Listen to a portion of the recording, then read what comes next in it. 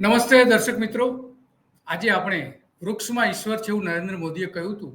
તો કેટલા વૃક્ષો ગુજરાતમાં કાપી કઢાયા, કેટલા જંગલની જમીનોનું શું થયું એની આજે આપણે વાત કરવી છે. અને એટલા માટે આજે સવારમાં એક ગુજરાતની જે મોટી ઘટનાઓ અગાઉ જે બની હતી, અને એ ઘટનાઓમાં અત્યંત ગંભીર બાબત ઘણી બધી છે, એ આપણે આજે રજૂ કરવાની છે. રજૂ એટલા માટે કરવી પડે છે કે ઝારખંડમાં જે ગૌતમ અદાણીની એક કંપની છે એને 3000 વીઘા જમીન આપવા માટેનો એક કેસ જે સુપ્રીમ કોર્ટમાં ચાલતો હતો. તો એમાં જજે એવું કહ્યું કે 3000 વીઘા આ કંપનીને આપી રહ્યા છો તમે. આવો એક આશ્ચર્યજનક એમણે પ્રશ્ન પૂછ્યો હતો. પરંતુ ગુજરાતમાં અદાણીને હજારો હેક્ટર જમીન આપી દીધી છે. એમાં જંગલો ધરાવતી જમીનો પણ ઘણી બધી આપી દેવામાં આવી છે. તો પહેલા આપણે નરેન્દ્ર મોદી સાહેબે શું કહ્યું હતું એ પહેલા સાંભળીએ, પછી જજ શું કહી રહ્યા છે એ પણ સાંભળીએ, અને ખરેખર કેટલી જમીનો આપવામાં આવી છે એ પણ આપણે એની ચર્ચા કરીએ. આત્મા છે, જીવ છે, વૃક્ષમાં પરમાત્મા છે, જીવ છે. આ ભાવ આપણે ત્યાં ગળથુથીમાં હતો. છોડ એ જ રણછોડ, પૌધામાં પરમાત્મા આપણે ત્યાં સહજ હતું કે પશ્ચિમનું જગત ભારતની ઉચ્ચ પરંપરાઓને ખાલી જાણી લે ને તો પણ એમને ગ્લોબલ વોર્મિંગનો જવાબ જડી જશે. મને યાદ છે, હું નાનો હતો ત્યારે મારા એક કાકા, એમણે લાકડાની લાટી કરવાનો વિચાર કર્યો વેપાર માટે. અમારા દાદીમાં હતા, એ કઈ શિક્ષિત નહોતા, પણ જ્યારે એમને ખબર પડી કે મારા કાકા લાકડાની લાટી કરે છે તો ઘરની અંદર મેં જોયું કે મારા દાદી બેચેન બની ગયા. એમણે મારા કાકાને બોલાયા અને કહ્યું, ભાઈ, આપણને ભૂખે મરવાનું પાલવશે, પણ તને આ કસાઈ થવાનું કોણે સુઝાડ્યું? લાકડાની લાઠી એટલે ઝાડ કાપવાના, ઝાડ કાપવું હોય તો કસાઈના ધંધે જઈશ, ભૂખે મરવાનું પાલશે. મારા બચપણમાં સાંભળેલા વાક્યો આજે પણ મારા કાનમાં ગૂંજે છે. તો દાદીએ તો કહ્યું નરેન્દ્ર મોદીના દાદી એમણે કહ્યું કે કસાઈનું કામ છે વૃક્ષો કાપવા. તો હવે આપણે ચર્ચા એ કરવી છે કે નરેન્દ્ર મોદીએ કેટલા વૃક્ષો કાપવાનું કામ કર્યું છે, એટલે કે કસાઈનું કામ કેટલું કરેલું છે એની આપણે ચર્ચા કરવી.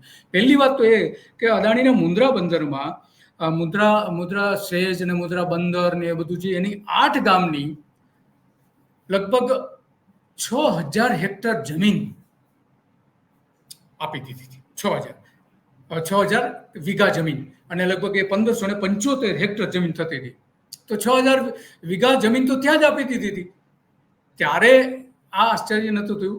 તો એ જજ સાહેબ જે કહી રહ્યા છે કે શું છે, એ જે બોલી રહ્યા છે એ પણ સાંભળીએ કે ત્યાંના જજને કેટલું આશ્ચર્ય થાય છે કે અદાણી જેવી કંપનીઓને 3000 વીઘા જમીન આપી દેવામાં આવી. આ જે કંપની છે અદાણીની કંપની છે. સાંભળીએ જજ સાહેબ શું કહે છે. Mahabara Cement company. You have been granted an area of land. Yes, a lot, 3,000 bighas. 3,000 bighas. Yes, Your Lordship. The entire not NC district. Lordship, I don't know the extent of the entire. What is going on? No, Lordship. 3,000 bighas allotted to a private company. Yes, Your Lordship, for establishing, there is a mine. We know, madam. We know about something about NCEs. It's barren land and it's. We know how barren is NCEs. 3,000 bighas. What kind of decision is this? Lordship, I'll show you the. They will have a mine over there. Yes. For the limestone. Mr. Sharma, 3,000 bighas? Is this some kind of joke or what? No, Lordship, we need it. It's because of. Your need is not the issue, madam. Public interest is the issue. તો આ જે વાત જજ સાહેબ જે વાત કરી રહ્યા, કેટલું બધું આશ્ચર્ય થાય છે કે 3000 વીઘા અદાણીને જમીન, અદાણી સિમેન્ટને જમીન આપી હતી, જમીન આપી છે, જંગલ તો બાજુ પર છોડો, પરંતુ ગુજરાતમાં જે આ જમીનો આપી છે, બેસુમાર જમીનો માત્ર અદાણીને નહીં, ઘણા બધા ઉદ્યોગોને આપી છે. અને આ જે એમાં જંગલોના વિનાશમાં નરેન્દ્ર મોદી કસાઈનું કામ કર્યું છે, પોતે જ કહી રહ્યા છે કે આ કસાઈનું કામ છે, એમના દાદીએ એમને વારસો આપેલો છે, એવું પણ કહે છે. તો એનાથી આગળ નીકળી જાય છે ભૂપેન્દ્ર પટેલ. ભૂપેન્દ્ર પટેલના સમયમાં પણ 3 વર્ષમાં લગભગ 20 લાખ મીટર જંગલોની જમીન ઉદ્યોગપતિઓને આપી દેવામાં આવી. તો 11 વર્ષ પહેલા મોદીના રાજમાં વૃક્ષોની કત્લે આમ ચલાવવામાં આવી હતી. કતલ કોની કરવામાં આવે? માણસોની, પશુઓની અને વૃક્ષોની.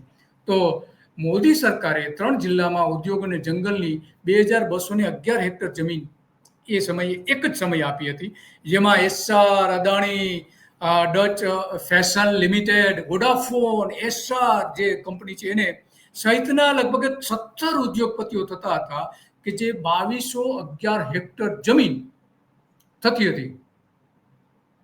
હેક્ટર જમીન, અને એને વીઘામાં કન્વર્ટ કરવામાં આવે તો લગભગ 12,000 વીઘા જમીન થઈ. 12,000. તો આ જમીન માત્ર 116 કરોડમાં રૂપિયા લઈને સરકારે આપી દીધી હતી. વિધાનસભામાં 21 ધારાસભ્યોએ આ પ્રશ્ન પૂછ્યો હતો અને મોદી સરકારને ભીસમાં લીધી હતી. એ સમયે કચ્છમાં અદાણી ગ્રુપને મુન્દ્રા પોર્ટ અને સ્પેશિયલ ઇકોનોમિક ઝોન દ્વારા 2800 હેક્ટર જંગલની જમીન પછી એને આપવામાં આવી હતી. સ્પેશિયલ ઇકોનોમિક ઝોનમાં 2800 હેક્ટર જમીન, એને વીઘામાં કન્વર્ટ કરો લગભગ 6 વીઘા જેવું થાય. ગૌતમ અદાણીને 12 કરોડ રૂપિયામાં આ નવા જંગલો સામે ઊભા કરવાની હતી અને એ 100 કરોડ લઈને આ જમીન આપી દીધી હતી. તો કચ્છ જિલ્લામાં ગુજરાત પાવરને 130 હેક્ટર જમીન આપી હતી, જેમાં 13 કરોડ રૂપિયા એના બદલામાં એને લેવામાં આવ્યા હતા સરકાર દ્વારા. જામનગર જિલ્લાના જાંજોતુ તાલુકાના પરડવા ગામે 200 હેક્ટર જમીન વન વિભાગના રિઝર્વ ફોરેસ્ટમાંથી એ કેટલાક માથાભારે જે ખાણિયા હોય છે એ લઈ લીધી અને આપી દેવામાં આવી. લીલાછમ આ રીતે 30 જેટલા ઉદ્યોગપતિઓએ અને થોડા જ સમયમાં આ રીતે જમીન આપી દીધી હતી. લીલાક્ષમ વૃક્ષો ઉદ્યોગના માલિકોને ભાજપની ભૂપેન્દ્ર પટેલની સરકારે સોનામાં તાસક લૂંટવા માટે આપી દીધી હતી. તાસક લૂંટવા માટે. તો આ અત્યંત ગંભીર મુદ્દો છે ગુજરાત માટે, અને એટલા માટે આપણે આની ચર્ચા કરીએ છીએ કે જેથી કરીને રાજ્યમાં વૃક્ષોનું જે આવરણ છે 20 વર્ષમાં, છેલ્લા 20 વર્ષમાં 3% ઘટી ગયું છે. 3%. આ બહુ ગંભીર બાબત છે. એક તો 11% જેવું માન આપણે ગાઢ જંગલો છે. વિધાનસભામાં 2023માં ભાજપની સરકારે ધારાસભ્યોના પ્રશ્નના ઉત્તરમાં એવું કહ્યું હતું કે 2 વર્ષમાં ઉદ્યોગને 180 હેક્ટર જંગલની જમીન આપી હતી, અને જે એ આપણે ગણીએ તો 18 લાખ ચોરસ મીટર જમીન થાય. 18 લાખ ચોરસ મીટર.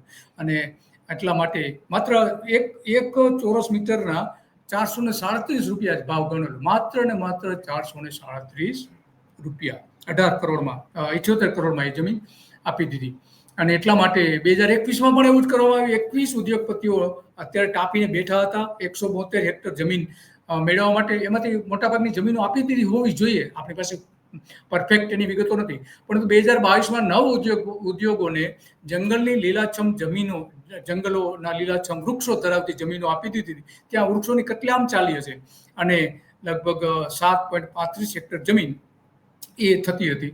તો આ સુરત જિલ્લામાં આરસેલ જે મિત્તલ છે, નિપો ગ્રુપ દ્વારા વન વિભાગની હજીરા સુવાલી ખાતે બીજી અગાઉ તો આપેલી જ હતી, એ ઉપરાંતની 200 હેક્ટર જેટલી જમીન એને આપી દેવામાં આવી છે.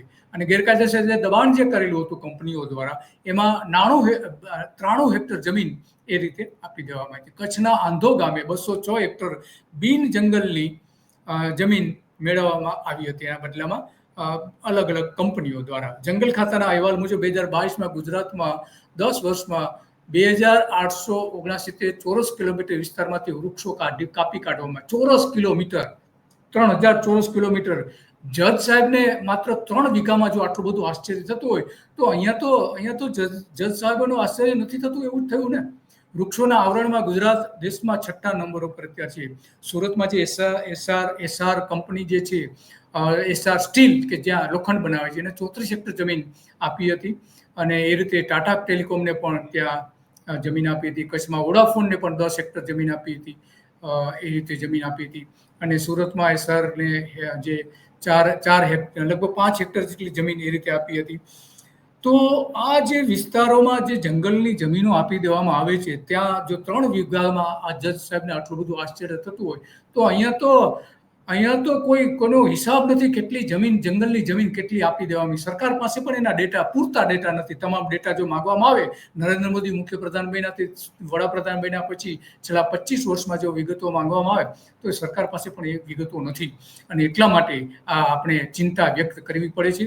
અને કાગળ મિલોની કંપનીઓ જે છે એને પણ જંગલની અંદર એની ફેક્ટરી 100 કરોડ રૂપિયામાં સ્થાપવા માટે વિજય રૂપાણી મંજૂરી આપી. એ બધા વૃક્ષોનું નિકંદન જ કાઢવાના છે. લાકડા માટે જે લાકડાના પેકિંગ માટે વપરામણું. ધોલેરામાં લગભગ 6000 હેક્ટરમાં ચેરના વૃક્ષો, ગાઢ વૃક્ષો, જંગલો જે કહી શકાય એમાંથી 2280 હેક્ટર જમીન જે છે પાણીની અંદર મેંગ્રુવ્સ જે કહેવાય આપણે ચેરના જંગલો એ હતા. એમાં લગભગ 1800 હેક્ટર જેવા જમીનના ચેર ત્યાં ગાઢ હતા. એ બધા જ સર્વનાશ થવાનું છે. ધોલેરામાં બધા જ ખતમ થઈ જવાના છે. ભચાઉમાં પણ 20 ચોરસ કિલોમીટરના ચેરના જંગલોનો નાશ મીઠાના ઉદ્યોગોના કારણે થાય એવી શક્યતાઓ પણ ઊભી કરવામાં આવી છે. અને એટલા માટે કચ્છના મુંદરામાં હોય કે અહીંયા હોય કે ગમે ત્યાં હોય તો મહેસૂલ વિભાગે છે ને કચ્છમાં જે જમીન પર વન વિભાગમાં અંદાજ મુજબ 25 ચોરસ કિલોમીટર વિસ્તારમાં પથરાયેલું ચેરનું જંગલ નષ્ટ થઈ ગયું છે અંદાજે મુંદ્રાની આસપાસના વિસ્તારોમાં. અને કચ્છમાં લગભગ 22 ચોરસ કિલોમીટરમાં ચેરના જંગલો સાફ થઈ ગયા હોવાનો અંદાજ પણ વ્યક્ત મૂકવામાં. કારણ કે ખાવડામાં જે લગભગ 1 લાખ હેક્ટર જમીન પડતર પડી હતી એમાંથી 72,000 હેક્ટર જમીન પર સંરક્ષણ મંત્રાલયે સોલર પાર્ક બનાવવાની હમણાં થોડા સમય પહેલા જ મંજૂરી આપી અને ત્યાં કામ પણ ચાલુ કરી દીધું. અદાણીને આપી છે. 72,000 હેક્ટર જમીન, 72,000 હેક્ટર. વિચાર કરો, એક જિલ્લો થયો. કચ્છ જિલ્લો એ દેશનો સૌથી મોટો જિલ્લો છે. તો આ જે 72,000 હેક્ટર જમીન આપી દીધી છે, એક જિલ્લા જેટલી જમીન આપી દીધી છે ત્યાં સોલાર પાવર પ્રોજેક્ટ માટે. તો ખાવડામાં પણ આ જ રીતે થયું છે. ખાવડામાં પણ 1 લાખ હેક્ટર જમીન પડતર હતી, એમાંથી 72,000 હેક્ટર જે આ આપી છે. તો અદાણીને કેટલી જમીન આપી છે એનો હિસાબ સરકાર પાસે જો માંગવામાં આવે તો સરકાર પાસે પણ હિસાબ નથી કે ખરેખર કેટલી અદાણીને જમીન આપવામાં આવી છે. કારણ કે ગૌચરની જમીન પણ એટલી આપવામાં આવી છે. ત્યાં પાખા વૃક્ષો પણ હોય છે અને ઘણા બધા હોય છે. અને આ રીતે ગુજરાતમાં લગભગ 18 લાખ હેક્ટર જમીન ઉદ્યોગોને તમામ પ્રકારની જમીન, જંગલની, ગૌચરની, સરકારી પડતર મળીને બધી, ખરાબાની જમીન, રણની જમીન, લગભગ 18 લાખ હેક્ટર જમીન જેવી થાય છે. તો આ અત્યંત ગંભીર છે. ગુજરાતમાં 2012માં મુખ્યપ્રધાન નરેન્દ્ર મોદી સામે ભ્રષ્ટાચારની જે તપાસ કરવા માટે કોંગ્રેસે માગણી કરી હતી ત્યારે એમણે આરોપ મૂક્યો હતો. MB શાહ કમિશન જે રચવામાં આવ્યું હતું ત્યારે જે આરોપ મૂક્યો હતો એમાં જે કોંગ્રેસે જે મૂક્યું કે અદાણીને 6 કરોડ ચોરસ મીટર જમીન પાણીના ભાવે આપી દેવામાં આવી છે ત્યારે 2012માં. તો ત્યાર પછી પણ આ જે જમીન આપી છે સોલર પાવર માટે, તો આ જે અદાણીને જે જમીનો આપી છે 6 કરોડ ચોરસ મીટર જમીન, એમાં ઘણા બધા જંગલ પણ છે. અને ચેરના જંગલોનો જે સત્યાનાશ વાળી દેવાયું છે એના પણ ગ્રીન ટ્રિબ્યુનલથી લઈને કેન્દ્ર સરકારની એજન્સીઓ દ્વારા તપાસ થયેલી છે કે અદાણીએ કેટલા બધા ચેરના જંગલો સાફ કરી નાખ્યા છે. તો આ બધા જ બાબતો છે કે જે આપણે ચિંતા ઉપજાવે છે કે આપણે ગુજરાતનું જે ભવિષ્ય છે, એક તો જંગલો ઓછા છે અને બીજી બાજુ નરેન્દ્ર મોદી એવું કહી રહ્યા છે કે વૃક્ષમાં ઈશ્વર છે અને વૃક્ષ કાપવું એટલે કસાઈનું કામ છે એવું એમના દાદીએ એમને શીખવાડેલું હતું. તો એ દાદીનું વાત પૌત્ર માની રહ્યા નથી. આ અત્યંત ગંભીર બાબત છે. અને ગુજરાતમાં આપણે હરિયાળું ગુજરાત જોઈએ છે, સ્વચ્છ વાતાવરણ જોઈએ છે, પર્યાવરણ શુદ્ધ જોઈએ છે, તો જ ભવિષ્યની પેઢી શ્વાસ લઈ શકશે. બાકી જો આ રીતે જંગલો કપાતા રહેશે તો શ્વાસ કઈ રીતે લઈ શકશે? ઉદ્યોગોને જમીન આપે બરાબર છે, એ વિકાસ માટે જમીન આપે, પરંતુ જંગલોની જમીન આપી દેવામાં આવે એ અત્યંત ગંભીર અને ચિંતાનો વિષય છે. આપણે આવું ગુજરાત નથી જોઈતું. આપણે લીલું, હરિયાળું અને સ્વચ્છ ગુજરાત જોઈએ છે. ઓછામાં ઓછા 25% વિસ્તાર જંગલથી છવાયેલો હોય એવું ગુજરાત જોઈએ છે. તો આજે કાલચક્રમાં આજ મુદ્દો ચર્ચા કરવી હતી. કારણ કે જે રીતે જજ સાહેબે આશ્ચર્ય વ્યક્ત કર્યું હતું, તો અહીંયા ગુજરાતમાં આ એક મોટું આશ્ચર્ય છે અને લોકો આની ચર્ચા પણ કરી રહ્યા છે. નમસ્તે.